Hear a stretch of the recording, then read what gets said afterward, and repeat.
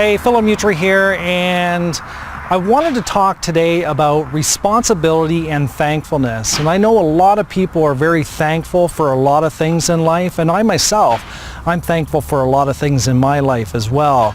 But the thing that I want to go over today is responsibility and thankfulness is something that happened 24 years ago in my life. And to be honest with you, 24 years ago, I'm actually lucky to be alive today. You see, this tree right here holds a scar, as well as within me holds a scar as well. And what happened was 24 years ago, I was 19 years old, and as a 19-year-old, once we turn 19 years old, we like to go to bars and we like to have a good time. And as well as 21, then because we're Canadian, I'm a Canadian, I would like to go over to the United States at 21 and drink over in the bars there because you're a legal age there. But here in Ontario, Canada, the legal drinking age is 19 years of age. And one day, it was a weekend, it was a Saturday, and I hung around with a gentleman by the name of Roger Berg. He lived in Port Dover. He was a really good friend. Another friend of his came down. Actually, I just spoke to the gentleman who owns the place here just to get permission out of respect to be able to do this video. And he actually said he knew Roger, and he knew about the accident that happened at this tree. And the gentleman that was with him, I didn't know the name. I couldn't remember the name, but he had told me he believed it was Steve. And Steve I didn't know. Steve, on that Saturday, I had first met him. And we cruised around. What we did is we cruised around a place called Turkey Point and around Port Dover and Turkey Point for most of the day. And what we did is, later on that evening, we hit a restaurant that used to be just up the road here. It was a bar and grill, and it was called O'Shea's Roadhouse. It used to be the Nighthawk. Now, I can't really remember for certain if it was the Nighthawk at the time or O'Shea's Roadhouse, but I know it was going through a change at that time. But we all ended up getting pretty intoxicated, so to speak. And at closing time, at last call, basically, there's a restaurant that used to be way up at the other end of Simcoe here, my hometown. It used to be called OJ's, and we were going to leave the bar, and what we were going to do is we were going to go up to O'Shea's where everybody hung out at the time. And as we were walking out the door, there was a gentleman who lived right beside me up here on Norfolk Street. I lived with my father at the time and my brother, and he approached me as I was walking out the door, and he put his hand on my shoulder and he said, "Philip," he says, "I think you need to be responsible, and you need to come home with me and get in my car, and I'll take you home because I'm going there." And the gentleman's name was Lance, and I looked at him and I said, "Sorry, Lance. This is where we hang out, and we're gonna go up to OJ's."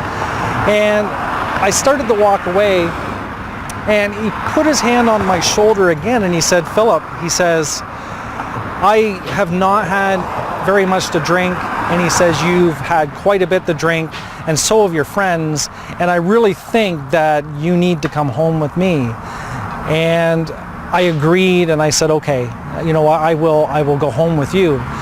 And I told Roger and the other gentleman that I had just met, which I believe his name was Steve, that I was going to go home with Lance, and that's what I did. So I started to walk back with Lance to his car, and as Roger and his friend pulled out of the lot at the bar, they stepped on the gas pedal, and they ripped out of there pretty darn fast.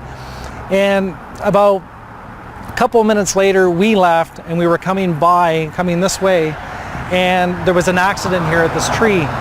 And the accident was Roger Berg and my new friend that I met that day. And what had happened was police suspect that they hit the tree at 100 miles an hour, and what it did is it pretty much ripped the car practically in two. Roger's, just to kind of get, I don't really want to get into too much gross detail here, but there was basically hardly anything left of Roger. His legs were still in the car, and the other half of his body was well away from the vehicle through the windshield and was way up in this yard. Steve did not, if I remember right, I think he was on some kind of life support, but I really didn't know him, so he lost his life. I'm positive of that. From what I heard, he didn't make it. But this tree and I have a history, and we both have scars. And I want to say that where I was sitting in that car all day is where I would have sat if I had come back to OJ's with them.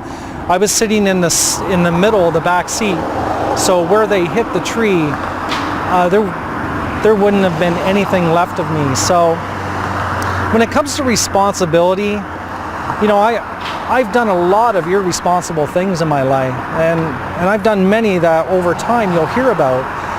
But the responsible thing for that evening is what I did, is I was responsible enough to listen. It took the second time to actually listen, but I actually listened to Lance and let him give me a ride home. The other alternative, I would not be here today to be able to do this video with you right now. Being thankful, I'm very thankful to be alive today. I'm very thankful for many things. One in particular, that if I had gone with them that day 24 years ago, I would not be here today, and I would not be a proud father of a 13-year-old son, number one.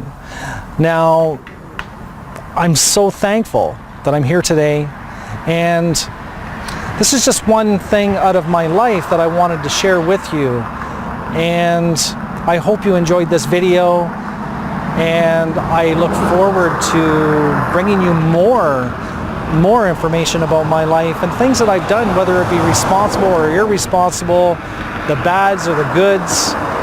You know, we've all been there, and I really hope that you enjoyed this video today, and I look forward to talking to you again soon. Thank you so much.